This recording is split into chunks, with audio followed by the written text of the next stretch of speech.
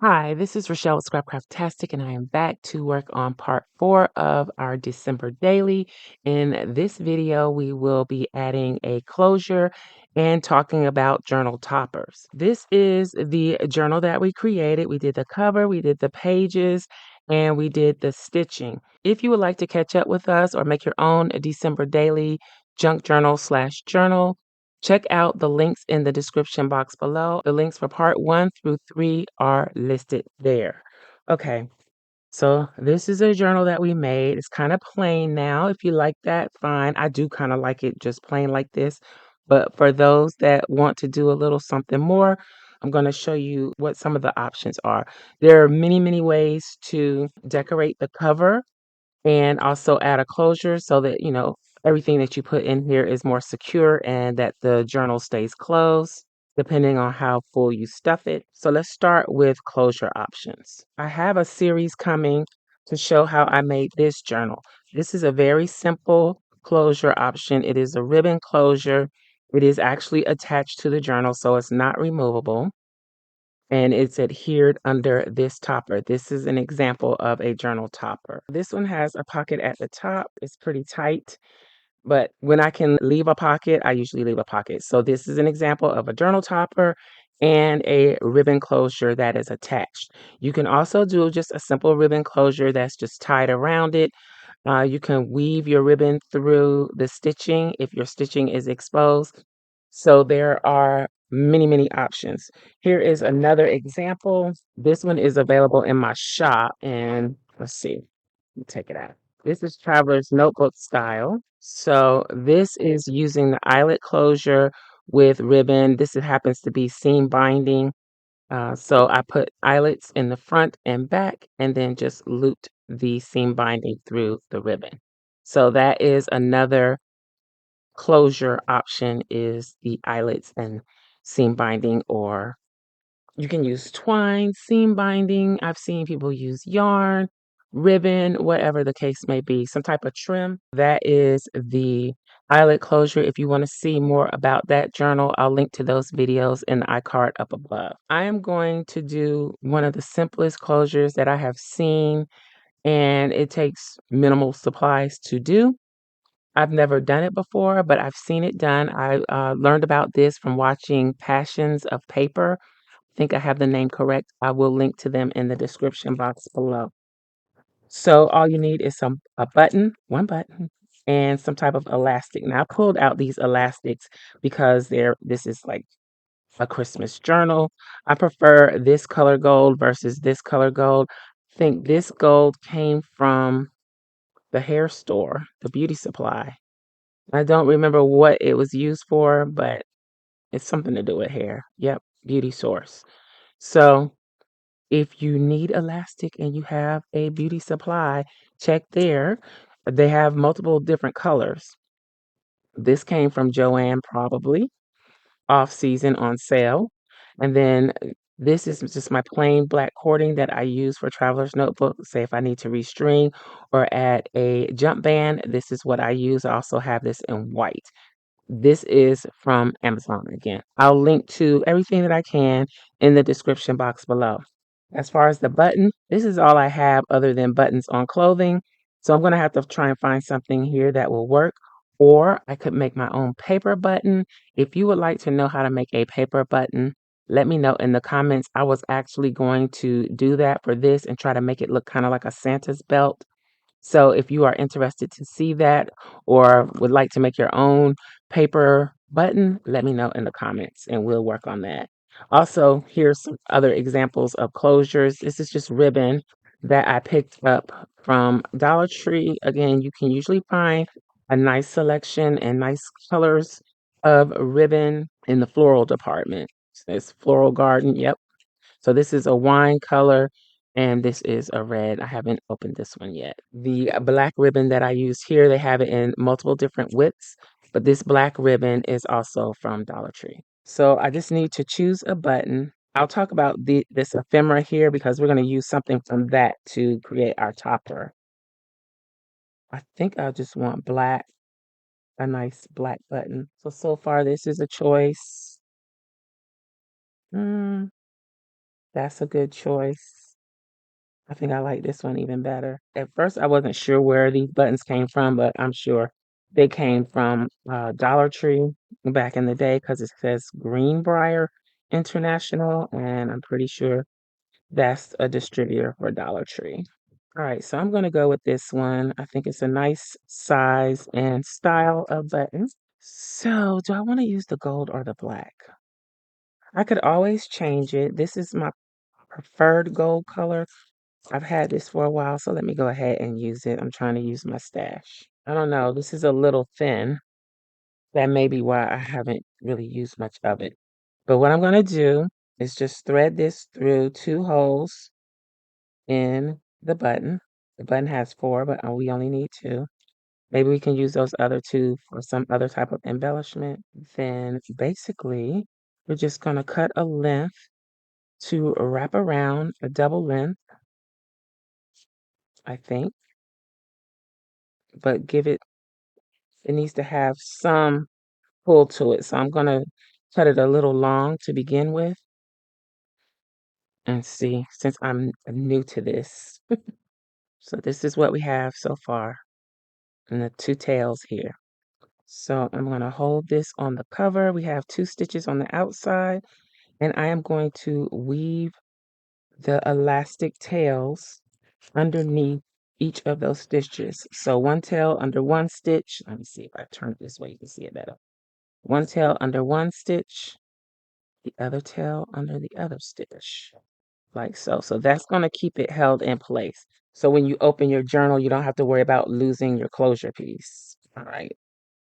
So now I guess it's a good thing I left it a little too long. I am just going to tie off these tails, tie them together, do a knot. I am going to spin my knot back around so that it falls under the button area. Is that what I want? Yeah. So let's twist this around. Now I can cut the knotted tails off a little bit more. Go here. All right. So this is how it should be positioned. Again, I can cut this off, but until I'm sure I want to use it this way, I'm going to leave that on. All you do is bring this around and wrap it around the button, and boom, you got a closure. That won't come off. You can position it however you want to. You can close these up, close that up, do it however you choose. I really think the black would probably look better. And again, I can cut this off, but I want to wait and see how much the tension is here. I could also make that fall in the back of the journal as well. All right, so I'm going to leave that way for now. Now to the ephemera. Off and on throughout the year, I have made ephemera or decorative embellishment pieces that can be used for junk journals because I make junk journals. In this particular instance, I used a graphic that was created for my planner, and I think I used it in a traveler's notebook as a dashboard or a cover. So I repurposed it. I think it's a giant sticker. Yeah. I repurposed it, made it a tag. This was a misprint that was coffee or tea stained that I attached to the back, and I thought this would be the perfect topper for this journal. Here's the other one that I made as well. It's a little bit bigger, but both of these were in a traveler's notebook, I believe. Okay, so I just embellished it. I added the pocket here, added a few Christmas embellishments from Your Creative Studio. I stamped the leaf on this coffee or tea stained paper, and it's attached with a red ball pen. And I also put a red eyelet in the little tag that's dangling there. So I think this is a good option for a journal topper. If you want to see how I made this tag, I will link to the video and iCard up above and link it in the description box below. I also have some more bits and pieces in here that I may be able to use in the journal. She may end up in the journal, but I didn't want to use her for my topper. But yeah, I made some tags with I think this was a misprint digital. I accidentally printed it on regular paper and I should have printed it on sticker paper. I think that's what that is. Some bits and pieces. Again, just things I've been collecting through the year. This is another piece that I made using planner stickers, but giving it a more grungy vintage look.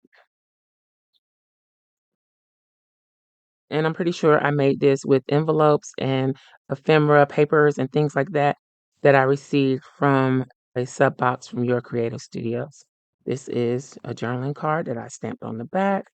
I know this is all vintage look, but you could do the same exact thing with a more modern feel if you choose to. I just basically grunged it up and used things that made it look grungy. So that is that. Little pockets with ephemera and embellishments.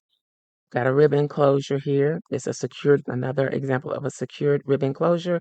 So it runs behind the layers that are on the front and back cover, and it just ties up. But you could include something like this in your journal and add more writing space instead of just the pieces of ephemera. You could add writing spaces. Here's some more tags that I made from scrapbook paper that I didn't like. I think I have a video of this as well that I can link to so you can see how you can kind of push that scrapbook paper back some and create your own layout on the front of the tag or just use it as is.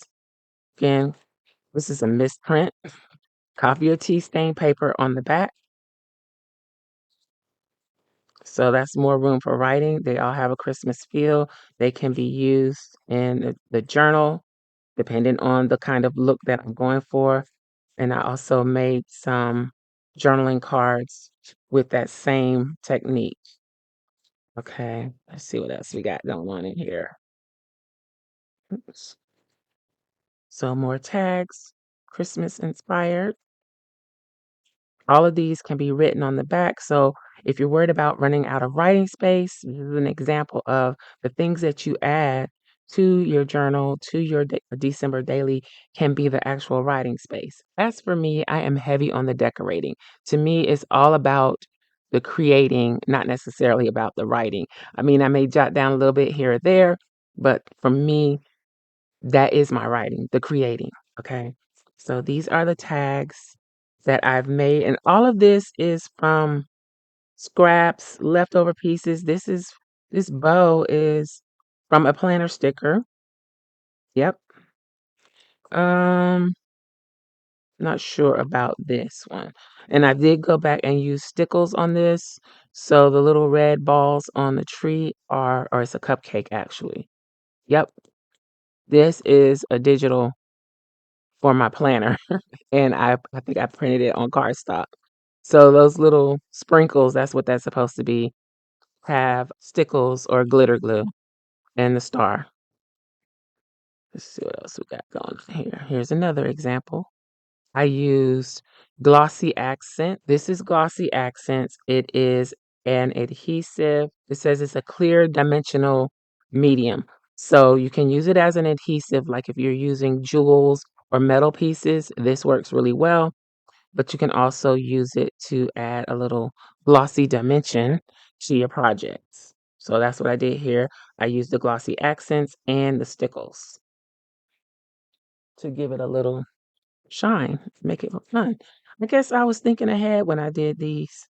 Here's another one. Pretty sure he is from a printable that I had that was for my planner stickers. And I think the snowflakes are from a metal die that I have. This is twine from Dollar Tree. And I set a green eyelet here. And again, this is scrapbook paper that I really didn't like. So I did a little technique to kind of push it to the back, give it a more vintage feel. And there we have a nice tag. Here's another one. I think I have a video showing how I did these tags. So I'll link to that in the iCard up above. And you can see the paper that I didn't like on the back on this one.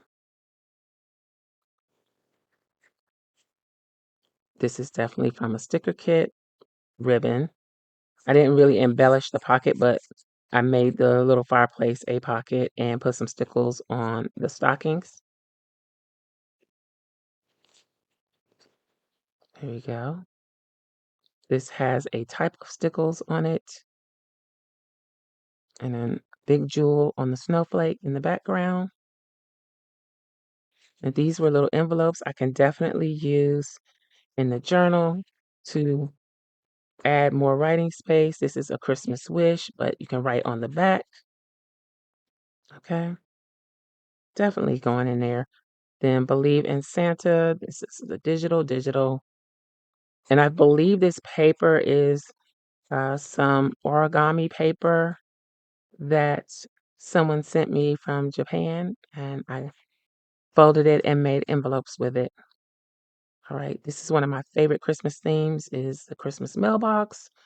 So there's that, and then this floral element also treated. Not too so much. I don't even remember doing some of it. Yeah, here's another example. And then the skate is definitely, I think the skate and some of the other elements that I shared are from Cella Creates. And instead of doing them on sticker paper, I just print and cut using cardstock. Okay, so that is some of the options that I have available to use in my December daily, but we will make stuff along the way. If there's anything in particular you would like to, I'm gonna stick this in here.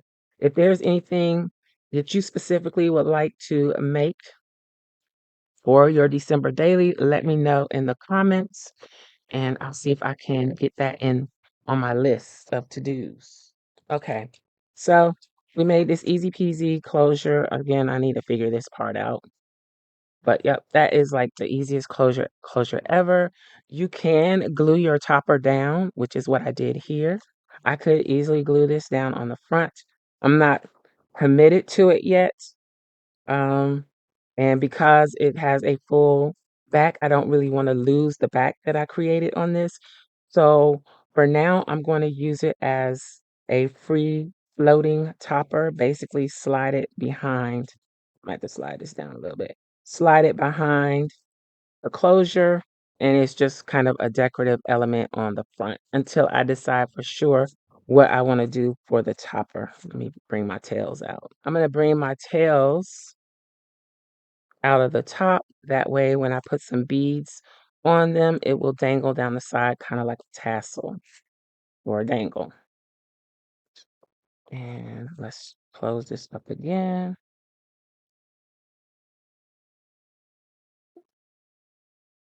All right. So even though that covers up her face a little bit, I could actually move it over some or move it over this way some. That's another reason why I like this button closure, because it gives you the freedom to move it around however you want. Position it the way you want.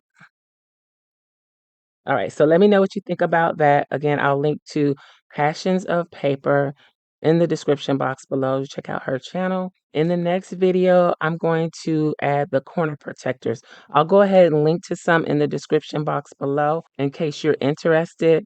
But yes, in the next video, part 5, we will add the corner protectors. So let me know what you think about this. Are you going to make a journal topper or are you just going to leave your journal as is? Or are you going to wait and see what happens? Let me know what you're going to do. So if you missed the first 3 parts of this series, they will be linked in the description box below. I hope you enjoyed this video. If you did, please give me a thumbs up. And you may be interested in this other video. Make sure you subscribe to the channel so you don't miss the rest of this series and what we do in our December dailies throughout the month of December. Thanks for watching, and I'll talk to you later. Bye.